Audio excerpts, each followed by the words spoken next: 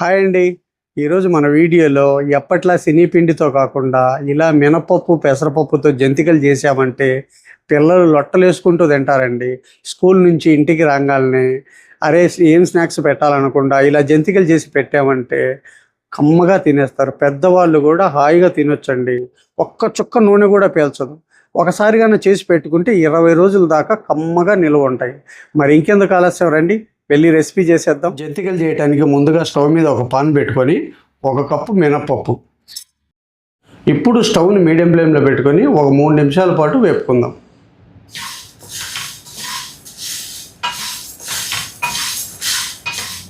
మూడు నిమిషాలు ఇలా వేపుకున్నాం కదా, మనకు ఎర్రగా వేపుకోవాల్సిన అవసరం లేదండి.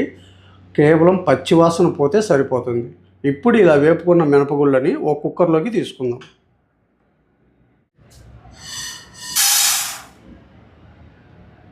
ఇప్పుడు ఇదే పాన్లో మనం ఏ కప్పుతో అయితే మినపప్పు తీసుకున్నామో అదే కప్పుతో 1 కప్పు పెసరపప్పు.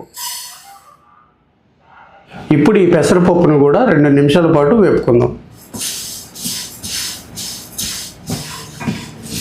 2 నిమిషాలు ఇలా వేపుకున్నాం కదా, ఇప్పుడు ఈ పెసరపప్పును కూడా కుక్కర్లోకి తీసుకుందాం.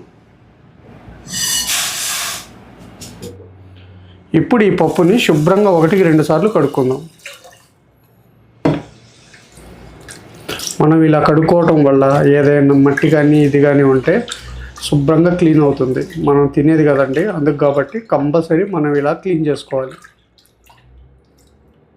ఇలా కడుక్కున్నాం కదా, ఇప్పుడు మనం పప్పు తీసుకున్న కప్పుతోనే 1 కప్పుకు 2 కప్పులు చొప్పున 4 కప్పులు నీళ్లు పోసుకుందాం.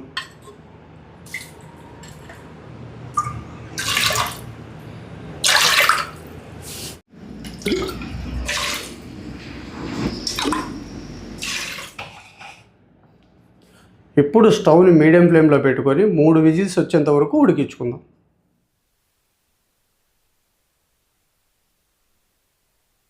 మూడు విజిల్స్ వచ్చాయండి. ఇప్పుడు స్టవ్ ఆఫ్ చేసుకొని ప్రెజర్ అంతా పోయేంత వరకు పక్కన పెట్టుకుందాం. చూసారు కదండి, ప్రెజర్ మొత్తం పూర్తిగా పోయింది.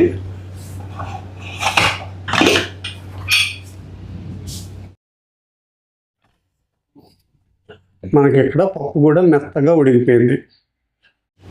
ఇప్పుడు కొద్దిగా చల్లారబెట్టుకుందాం. పప్పు అయితే పూర్తిగా చల్లారిందండి. ఇప్పుడు మనం గ్రైండ్ చేసుకుందాం. మనకి మొత్తం ఒకేసారి పడదు కాబట్టి ఒక సగం తీసుకొని గ్రైండ్ చేసుకుందాం.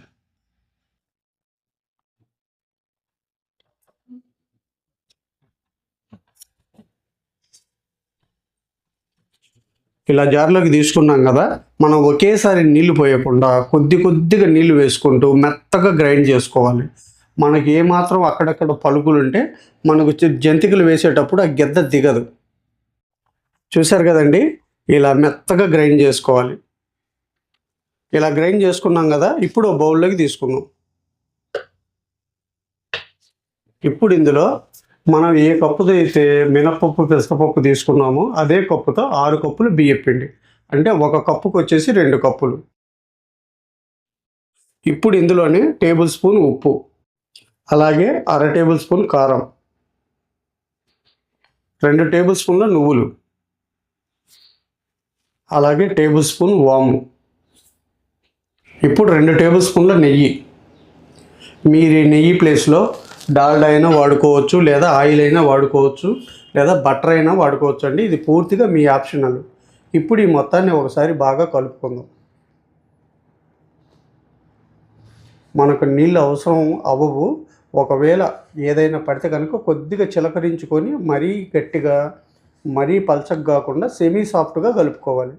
అప్పుడే మనకు జంతికలు అనేటివి పర్ఫెక్ట్గా వస్తాయి.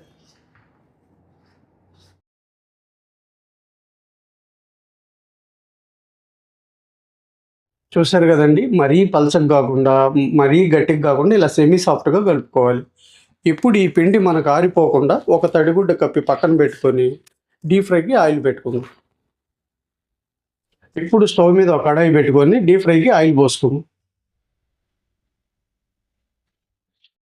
ఇప్పుడు మనం జంతికలు వేయడానికి ఒక మోల్డ్ తీసుకొని ఆయిల్ అప్లై చేసుకుందాం. ఇలా మనకు ఆయిల్ అప్లై చేసుకుంటే మన జంతికలు ఒత్తుకోవడానికి చాలా సులువుగా ఉంటుంది. లేదంటే పిండి ఈ మోల్డ్కి పట్టుకొని మన జంతికలు అన్నటివి ఒత్తడానికి రాదు. ఇలా ఆయిల్ అప్లై చేసుకున్నాం కదా, ఇప్పుడు మీడియం రంధ్రాలు ఉన్న ఈ ప్లేట్ని వేసుకుందాం. మనకి ఈ మోల్డ్లో పట్టేంత పిండి ముద్దను తీసుకుందాం. ఇలా పిండి ముద్దని మోల్డ్లో పెట్టుకొని ఇలా క్లోజ్ చేసుకున్నాం కదా. ఇప్పుడు జంతికలు వేసుకుందాం. ముందుగా ఆయిల్ని బాగా వేడి చేసుకోవాలి. మనకి ఇక్కడ ఆయిల్ వేడైందండి. ఇప్పుడు స్టవ్ని మీడియం ఫ్లేమ్లో పెట్టుకొని జంతికలు వేసుకుందాం.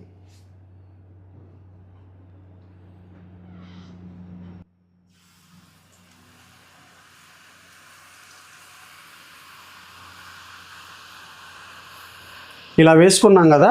ఇప్పుడు స్టవ్ని మీడియం ఫ్లేమ్లో ఉంచుకొని ఒక 3 నిమిషాలు కదల్చకుండా కాల్చుకుందాం. 3 నిమిషాలు అయిపోయిందండి. ఇప్పుడు టర్న్ చేసుకుందాం.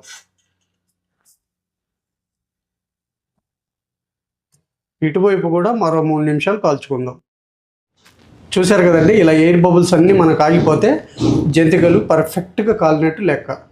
ఇప్పుడు ప్లేట్లోకి తీసుకుందాం.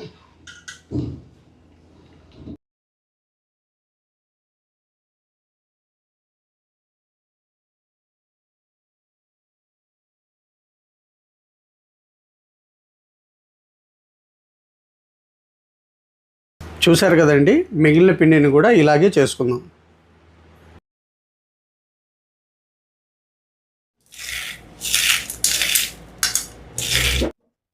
చూశారు కదండి, చుక్క నూనె కూడా లేదు.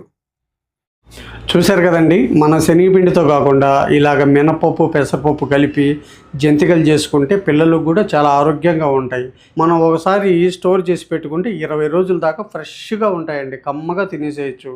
మరి మీరు కూడా నేను చేసిన పద్ధతిలో ఒకసారి చేసి అది ఎలా వచ్చిందో కామెంట్ సెక్షన్లో చెప్పండి. వీడియో నచ్చితే లైక్ చేసి షేర్ చేసి మన ఛానల్ని సబ్స్క్రైబ్ చేసుకోండి. రేపు మళ్ళీ మంచి రెసిపీతో మీ ముందుకు వస్తా. Thank you.